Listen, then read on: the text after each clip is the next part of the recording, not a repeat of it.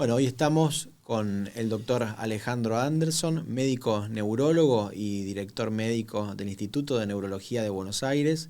Hola Alejandro. Hola Matías, gracias por invitarme. Gracias a vos.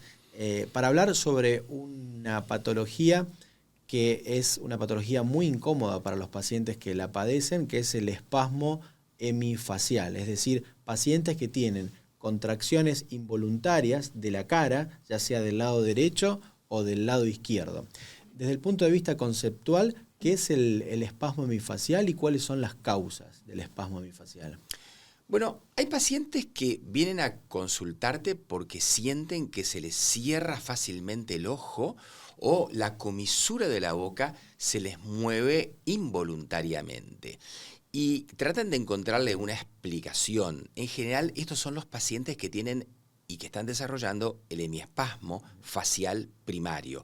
Pero hay otros que vienen como más alertados porque tuvieron un tiempo antes una parálisis facial de Bell, que es una disminución de la fuerza de la mitad de la cara por un virus que lesiona el nervio. Cuando el nervio se recupera, queda parcialmente dañado y aparece este defecto.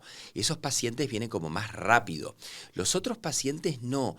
Al principio se quedan como pensando en qué les ocurre y cuando esto no desaparece y en realidad empieza a progresar, es que vienen a consultarte. Y también la familia les dice: te veo la mitad de la cara que se te mueve sola, tenés que ir a consultar, andá a un neurólogo a ver de qué se trata esto. Esta es una afección específicamente sobre un nervio que se llama nervio facial, que es un nervio exclusivamente motor que lleva la inervación a todos los músculos de la mímica. Por eso también se llama el nervio de la mímica. Bien, ese nervio facial se distribuye a lo largo de la cara, inervando a todos los grupos musculares que tenemos tanto del lado derecho como del lado izquierdo. Bien, entonces cuando tenemos en la consulta, Alejandro, un paciente con espasmos, es decir, movimientos involuntarios de la cara, cuando pensamos en las causas probables y los tratamientos para poder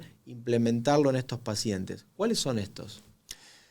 Primero, uno tiene que tener una resonancia magnética con gadolinio, con el examen de la parte circulatoria, la angioresonancia, para separar lo que es el hemiespasmo facial primario del hemiespasmo facial del nervio por daño debido a otras patologías, donde puede ser un tumor y hay otras causas también, porque parte de los tumores pueden ser de diferente tipo, no todos son oncológicos. A estos pacientes nosotros le podemos brindar un tratamiento para aliviar esos movimientos. Personalmente trabajo muchísimo desde que existe con la toxina botulínica, tanto el Botox como el Xeomin, que alivian y mejoran muchísimo este cuadro desde los años 80. Antes la verdad que no teníamos herramientas para poder paliar estos movimientos anormales que pueden resultar muy molestos. La aplicación de toxina botulínica consiste con una pequeña aguja de la introducción de Botox dentro del músculo o dentro de las ramas del nervio puntualmente. ¿Qué hace la toxina botulínica? Bueno, lo mismo que hace en la enfermedad, pero graduado. Evita que el nervio mande el estímulo al músculo y por tanto el músculo se mueve menos y por tanto al paciente el orbicular de los párpados, que cuando se contrae te cierra el ojo, se relaja. Lo mismo el orbicular de los labios. La mitad, porque siempre el hemiespasmo facial es eso, es hemi, una mitad de la cara. Es un cuadro entonces que se caracteriza por movimiento anormal, sin dolor, pero muy molesto. Claro, es muy molesto. Imaginémonos que involuntariamente se nos contrae la mitad de la cara. Incluso hay pacientes que tienen dificultades al dormir porque tienen espasmos durante el sueño y hace que se les corte el sueño a mitad de la noche. En muchos casos los pacientes refieren. Recién Alejandro nos dijo que es muy importante la realización de una resonancia magnética para poder ver al nervio facial en todo su recorrido. Sabemos que el nervio facial es un nervio muy delgado, es un nervio bien delgado, por lo cual los estudios por resonancia magnética de los pacientes tienen que ser con cortes bien finos para poder visualizar todo el trayecto del nervio y descartar una lesión tumoral o una compresión neurovascular. ¿Qué es la compresión neurovascular del séptimo par craneal o nervio facial? Cuando una arteria contacta con el nervio y particularmente con este nervio que es tan delgado, sus fibras se dañan.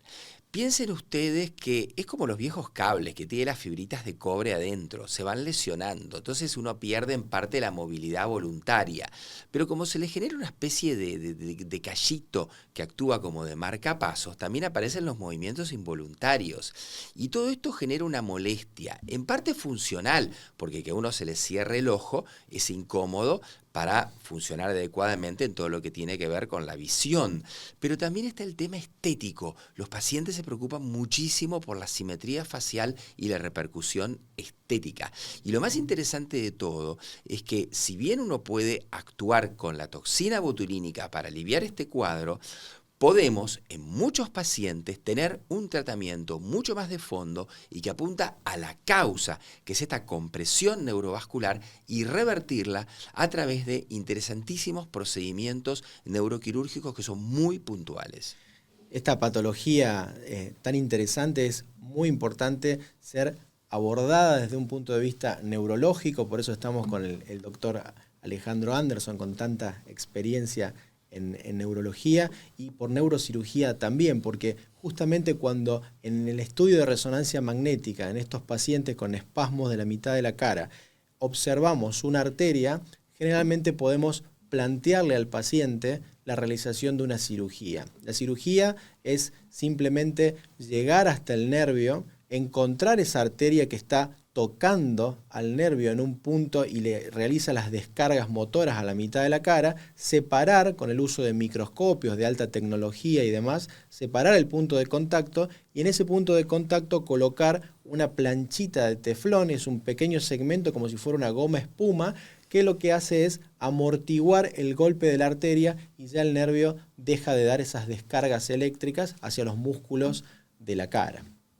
Yo creo que un mensaje a favor del procedimiento neuroquirúrgico que sería eliminar de raíz la patología y que yo realmente lo veo mucho porque tengo pacientes que atiendo de hace varios años realmente, es que uno puede revertir de manera bastante razonable el movimiento anormal con el tratamiento con toxina botulínica, pero el daño del nervio genera que parte de la musculatura se achique, se atrofia y eso genera de base, por más que el músculo no se mueva, una asimetría facial. Cuando uno mira la mitad derecha y la mitad izquierda del paciente, ve asimetrías. Y sobre eso no puede actuar la toxina botulínica, sí puede actuar el procedimiento neuroquirúrgico. Entonces, el mensaje final para los pacientes o familiares de pacientes con hemiespasmo facial es que es una patología que debe ser abordada en conjunto con un equipo de neurología y neurocirugía porque hay tratamientos efectivos para aliviar la sintomatología con la aplicación de toxina botulínica que debe ser estudiado adecuadamente bien el caso porque en los casos puntuales que hay una arteria tocando el nervio se puede resolver con una cirugía donde se descomprime el nervio y de alguna manera, como dijiste Alejandro, se elimina el problema de raíz. Pero es importante el abordaje multidisciplinario entre neurología y neurocirugía para esta patología que es tan discapacitante para los pacientes. Muchas gracias, Alejandro. Gracias.